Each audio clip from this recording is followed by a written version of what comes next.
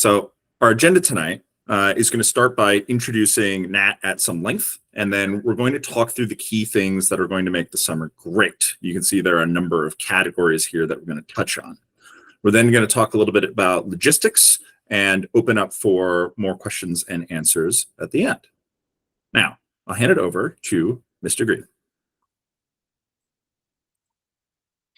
Thank you, Eric, and welcome everyone. So to start, I think most of you probably have looked at my bio. I know you know Eric fairly well at this point, and you'll know that I'm mostly a business guy, but I wanted to share some of my background in the educational space, just because, obviously because of this venture that we are engaging in and creating, and also because it's obviously a key passion for mine, something that has really run through my whole life. So you may or may not know, I grew up in Hong Kong. I attended a school there. For 2 years, I went to boarding school in England. Then I was an undergrad at Oxford. I did a postgraduate course at Cambridge, and then a couple of other things formally there. And that's sort of my formal educational journey. My father was also a university lecturer. Technically, under the British system, he was a senior lecturer, and in the States, that equates to a tenured professor. My mother was a high school English teacher, and then my father-in-law taught at Eton College for 30 years, which is a boys' school based just outside of London. So there's, education is talked about and debated in my family endlessly, always has been, always will be. I also believe education is sort of a broad thing. So I stuck in my Home Depot merit, badge for deck building, which actually has served me very, very well. I built about 5 decks at this point. It's been maybe one of the most useful educational things I ever did. And then formally within the current education system, I did spend 7 or 8 years on the development board at Christ Church, my old college at Oxford, looking to work from the inside to help improve and develop education, obviously focused on the college level. And then I've got 4 kids. Well, my wife and I have 4 kids, and they are progressing through the system, mostly, well, exclusively at private schools and high schools, and then universities. And so that's my sort of where I come at education and the whole space. Sort of my inspiration for my involvement in this business and the parts that I bring to sort of the intellectual development of it, a lot of it stems from my time running Stroud, which is the consulting company that I co-founded in 2001 and ran for a number of years before retiring from it in 2017. And really 2 aspects. One is talent acquisition and then talent development, which are critical, because one of the lenses we're using at Futures Forge is what does it take from a business perspective to perform, and that we really look to understand that by aggregated studies that we look at to understand what employers say, but then there's also our personal perspective. And so we used to run a very, very intense talent funnel, which you can see on the left. We only recruited from a few of the top universities as entirely from STEM people, but 80% of them held an engineering degree of some form. We were agnostic as to what that was. Because of the nature of that consulting practice, we wanted people to be very technically literate and able to learn quickly, hence why we recruited from the STEM fields. But we weren't worried at all about the technical content or knowledge that they brought. Typically, nobody used any of it. And then we, ran a funnel down, testing them and then accepting them. And I think that's important because it brings a lens as to what does it take to identify excellent talent. And then the second piece on the side is what does it take to develop it. And so the piece I'm going to talk to about Stroud's development is really the piece on the right. Every Friday, everyone at Stroud had to present on what they'd achieved that week. They all had goals and long-term goals that they were responsible for, even people who'd been with the business for 3 weeks. They had to present, and then they were given immediate feedback from their peers, and then their coach would take them aside. And the other piece is on a daily standpoint, we ran an action review every day, and there would be a dual feedback process with their line manager about what was going on. And so some of this is where our philosophy on feedback and instant feedback comes in, because I feel that the traditional system waits too long for insight, corrective action, but also just encouragement when people are doing well. And we're looking to really speed that loop up. And this in this this summer, the 2-week camps that you guys all signed up for, that's going to play a critical role. So making the summer program great. What are some of the components here? Well, leadership, as I said, you spent a lot of time with Eric. This is why I've introduced myself. Important is that Eric and I have worked together on different projects for over a decade. And here you've got 4 different projects that we have worked on. There are many others. And we have a high degree both of trust, but also our strengths and weaknesses are matched with each other. So we form a pretty complete team. It's why I feel so honored to be working with Eric. And it's also, I think, the reason why we've been able to successfully stand up this operation in what's considered in the space to be a very short period of time. Some of it is our business focus, but a lot of it is, Eric's excellent skills at executing on work that mean we progress very quickly. And then the trust allows us to learn and adapt. When something's not working or we get feedback that we can improve something, we want to, respond to that very quickly. And we see that as a way of role modeling what we're looking to develop in the people that we are fortunate enough to help guide as they develop on their life's journey. Facilitators are going to be very important. We have 5 of the 6 here are confirmed. We've actually overstaffed on facilitators. Colleen in the bottom right is just finishing off some things. If we, the reason we've overstaffed is to make sure that we have time to really pay attention to everyone, but also, if someone gets sick, that kind of thing. And so that's our team. We're very excited about them. We've been rigorous in selecting them, making sure we have references and so on, and we will be training them intensely before we start. Picking great students is also a critical lever. We've got a wonderful group. We're really excited. Eric and George have interviewed a huge number of people. And so just understand, to be selected down to this group is really quite an achievement. And for those of you on the call, well done. We're excited to have you join us. And you're going to learn as much from your peers or more from your peers than you do from anything else we do. So again, we're going to get into a little bit of our pedagogy in a minute, but that's why this group is so important. And for me, being quite an internationalist, I'm really excited at the international flavor we have. Although, of course, this is a program run in America with an American cultural approach, and the majority of people are American, including the facilitators. 5 of the 6 are American. So that there's going to be a nice international flavor, but it's very clear where we'll be coming from. Location is also wonderful. I mean, Boston's obviously a center of great learning. While you're here, there'll be a lot of opportunities to take care of other educational opportunities that are available. This shows you where we're going to be based relative to the airport and downtown Boston, and then Cambridge with Harvard and MIT across the river. And then this next slide zooms in on the part of BU that we're going to be working on. Working from, you've got the dorm at one end, we've got a 10-minute walk, and then we've got the classrooms we'll be using. There's a lot of other resources around. Boston has a huge community of young people study, learning, and working, and so there's all the requisite services that you would expect.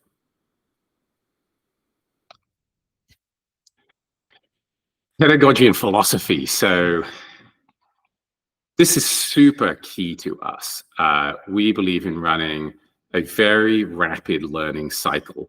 The idea of waiting 6 or 8 weeks for some feedback or input on where you're learning well, or get a report from a teacher or exam in a midterm, to us is unacceptable.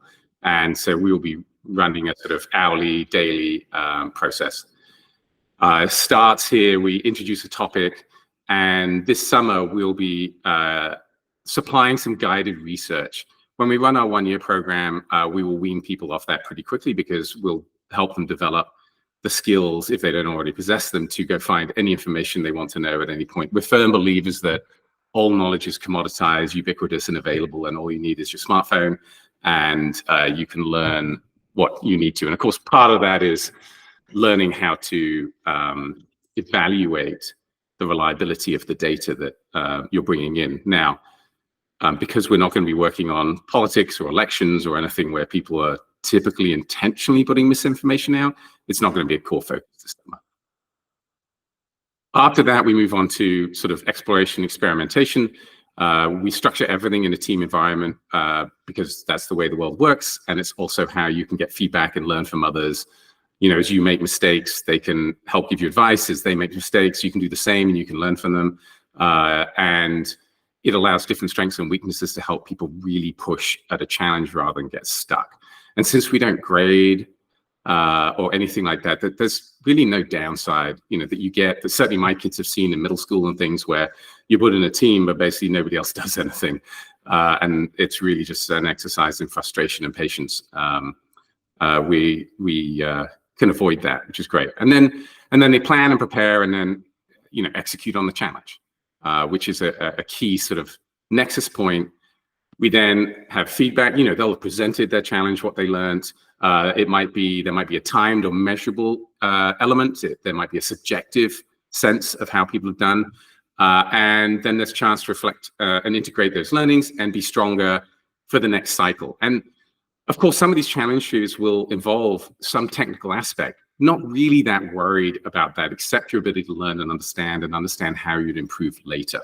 What we're really interested in is the team dynamics, the attributes, the generic skills of critical thinking, and that sort of thing too. To focus on those early on because they will be applicable to all the challenges that we do.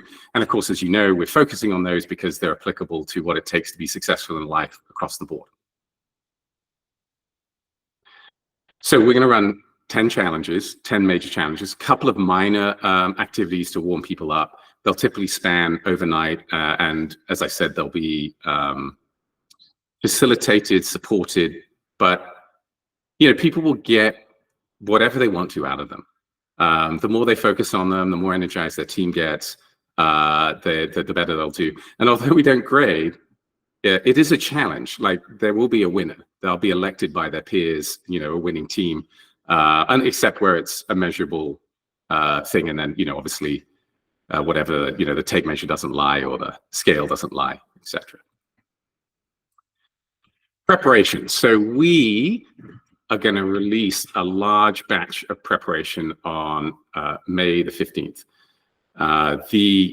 The reason for this is just to give people time to really familiarize themselves with some of the content we're using, some of the terminology that may not be familiar to them naturally, and also to start doing some research. Okay, and this is mostly going to be focused on the 12 attributes and skills, a chance to expand on that. We will have some other technical requests for people to set up, and then, you know, some introductory stuff, because we do want people to start practicing introducing themselves, presenting, and so on. And so there'll be, you know, at least one assignment on that. So we've had a lot of questions in on logistics, and we put a couple of slides together on that. Obviously, some questions that have come in, we hope we've covered in this quick intro. And what I'm going to do is I'm going to hand it over to Eric so that he can cover the logistics pieces, and then we're going to go to some questions. Okay. Thank you, Nat. So the first and probably most exciting part for me is regarding the second Friday with parents. So the second Friday is the last day of the course, and students are going to have the opportunity between 10:30 and 12:30 a.m. ET to present to any parents who can come to see them. Students whose parents aren't able to come, you're going to be presenting as well. We're going to be recording that and sending it to your parents. So we want that to be sharp as well, regardless of whether your parents are there. We're also having lunch afterwards. So this is a BYO lunch. There are a lot of great lunch opportunities out near BU. Nat and I and the facilitators will be available to chat with you guys about the future. And this is a good opportunity to transition out as, you know, you've packed out and are leaving campus. And we're having everybody out the door by 4:30 p.m. Eastern time to get to their flights. There are a few things also to remember that people asked about. So one of them is when are final balances due for the course. May 21st is the date. We do have a wait list of students, and May 21st is one of the ways that we make sure that we know who's committed and who's coming. Other parents have asked about how to get to and from campus. You saw earlier there was the green line, or excuse me, the blue line and then green line to BU from the airport. That's one option. Ultimately, we expect students to plan this themselves. It's their like first growth opportunity and learning opportunity at Future Sport is how am I going to get to campus? There are a number of options depending on where people are coming from. Some are coming all the way from Singapore, right? And that makes the logistics significantly more complicated. But whether you're flying in the morning, if you land, you're going to get an Uber. If you're going to team up with other students and use the T together, if you're day commuting, you'll need to make sure that you know how you're going to show up on time. All this stuff is stuff that we think that students, all of these students are sharp, but we believe that they have the ability to execute on. Now, when you do get here, we do want to make sure nobody gets lost. Please text us with an ETA once you get to Boston, and we are going to be signing people in as they arrive. So if there are any problems, we are here to help. We've got some vehicles. If someone gets lost, we'll go get them. And then some students are going to be arriving the day before, in part because, they're coming from Singapore. They might be jet lagged, and it's hard to get a flight that gets in at 10 in the morning. So after some questions, we decided that we were going to support an early arrival program. Those who need to come in the day before and require accommodation, let me know. What we're going to do is work with Boston University to get housing for you. 2 facilitators, one male, one female, will be staying overnight Saturday night before the course starts for any students that do arrive early and take part of this program. There will be an additional charge because there will be additional housing time. But please do reach out to me if you need help with that. I also got some other questions that I'd like to address now. So one that we've gotten frequently is what happens if students want to leave campus during the course? Matt, do you want to take that? Yes, I think, yes. So what happens if people want to leave campus during the course? So we're going to keep them really busy, but there will be opportunities and there will at times potentially be a need for them to leave campus. And so again, we start with sort of responsibility and individual responsibility, but with a sensible plan to have the best chance of safety for all at all times, right? And so we're going to have a requirement that they sign out and that there's a member of the group that's at least 16 and that we understand what they're doing and when they're due back. And that's our sort of approach to this.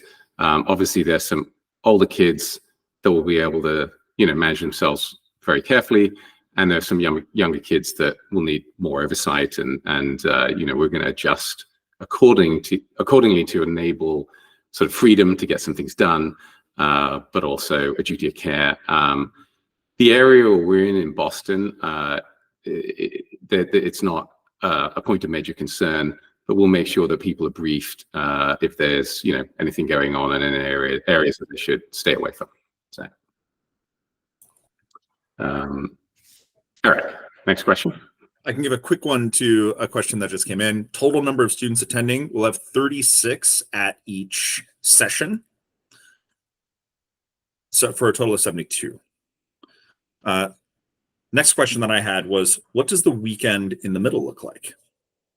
Yeah, interesting. So Eric and I are determined to run a very fast-paced, intensive learning experience. And when we looked at what we planned for Sunday, we realized it was maybe just too much and that we needed to slow it down a little bit. So what we're going to have is some voluntary activities that people can choose in the morning and the afternoon. There's also been requests from parents to steal their kids away occasionally on that middle weekend to spend some time with them if they happen to be in the area. So that'll allow that to happen. So essentially, if your kid is full of energy and go, go, go, they'll have stuff to do all day. If they need some downtime, they'll be able to sort of just rest and recuperate. Obviously, the extroverts and introverts will approach this in different ways. We look forward to seeing what happens. So it's also going to be another opportunity for the students to take charge, because we're going to be letting them lead the planning for what are these Sunday activities going to be, lead their own groups, etc. Facilitators will be coming with them, of course, when it makes sense. And one other point, Eric, I want to add to that is when we say the weekend, Saturday's a full work day. When I was growing up in Hong Kong, everybody worked on a Saturday, and so we're going to keep that tradition going. One question I got is, what happens if a student gets sick or hurt? Yes, so that's all in the contract that you will have sent back. It's detailed there. We will have, all our facilitators will understand, and we'll have one of those cards that explains the procedure. And so we'll be following that. But Eric, would you like to remind us of the technical details there? Sure. The short version is none of us are medical professionals, and we're not going to act like them. If anything awry happens, our step one is to call parents. So all facilitators are going to have the parent phone numbers, which you guys have put in the forms, and we'll call immediately. If it's life-threatening, we're going to get an ambulance in parallel with that. If it's not life-threatening, we're going to call to consult if possible. If it's not possible, if we're not able to make contact with the parent and there's some urgency to it, we're going to make the decision to send the kid to a medical facility with doctors, right? So if there's an injury that is non-life-threatening but fairly urgent and we can't make contact with the parent to consult, we're gonna take them, of course, with a facilitator to a hospital or an urgent care facility. And if there's a psychological or behavioral problem, what we're going to do is isolate the student in their room with a facilitator, contact the parent, and take steps as necessary once we've made contact. Speaking of health, we got some questions about working out for students who want to stay in shape, and what options do we have there? Yeah, so there's a couple of things. One is there is actually an outdoor gym on the Esplanade, just a few minutes walk down on the sort of river that looks back across at MIT. So that's one option. And then the ability to walk and run, do sprint training, whatever people want to do. So that's available as well. And other than that, we're expecting that there'll be an ability for people to team up with other members of the who have similar desires and build a plan and go and act on it. So we're going to let them show their initiative. And, if they want to and they struggle, we might facilitate lightly. But yeah, we're sure that, if people want to go do that, they'll be able to make sure it happens. So. Great. We've got a couple questions about dormitory as well, which I could take because I think I can hit them pretty quickly. One of them is, how do we manage laundry? There is laundry in the basement of the dorm. It's coin op. And so we might need to organize a trip to a bank if you don't bring quarters, but I'll add quarters to the packing list. And then there's some questions about the dorm setup. So in the dorm that we're staying in, there are suites with doubles. So there's a center suite and two doubles total in each kind of pod, right? The we're going to assign roommates. Students will be staying in doubles with someone of the same sex and within 1 year of their age. If that's not possible, we're going to check in beforehand to make sure that's okay. They're going to be staying in sex segregated halls with counselors who are of the same sex as well. Let me check if there was anything else regarding to that. Our roommates assigned. Yep. And then what does dorm life look like after hours? So I'll share our schedule very briefly here. This will get sent out as prep. But here's what it looks like right now. We're gonna be busy. So breakfast is at 8, and dinner's at 7, and we'll be working preparation for the next day's challenge and the presentation, right? Those are going to be in the morning. It is the case that we expect a lot of students are going to have, some mix of like the excitement, the motivation, etc., to keep working after dinner on making their execution great and their presentations great.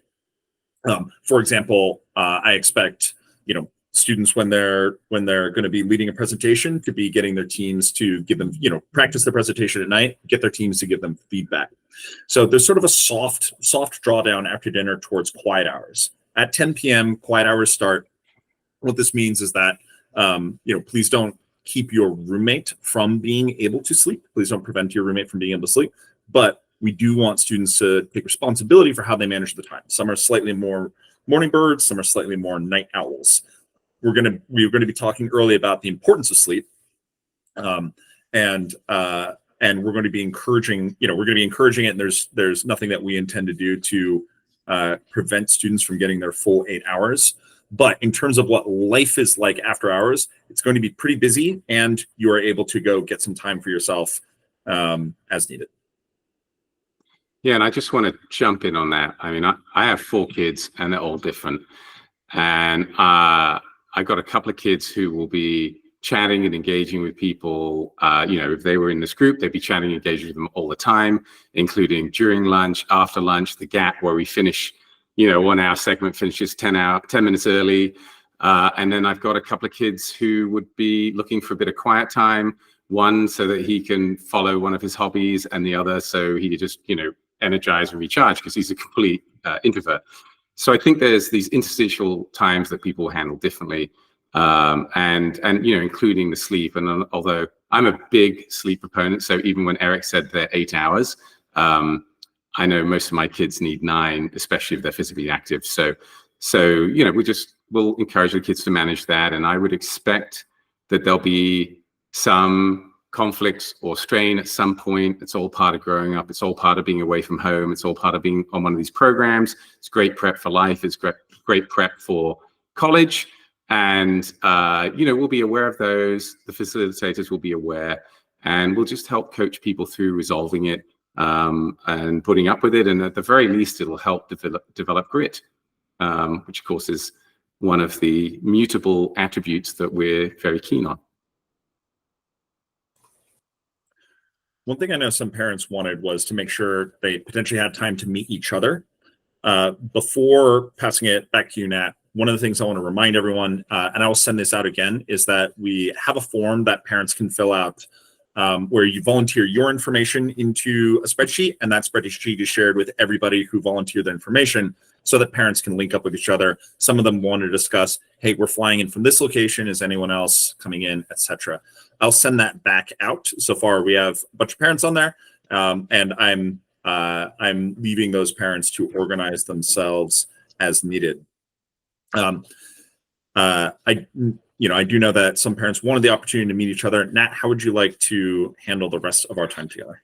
Well, but before we get to that, I really encourage connection with people because, this is a pioneering program we're doing, and the parents who have signed up, and agreed to let their children come, are clearly supportive of this.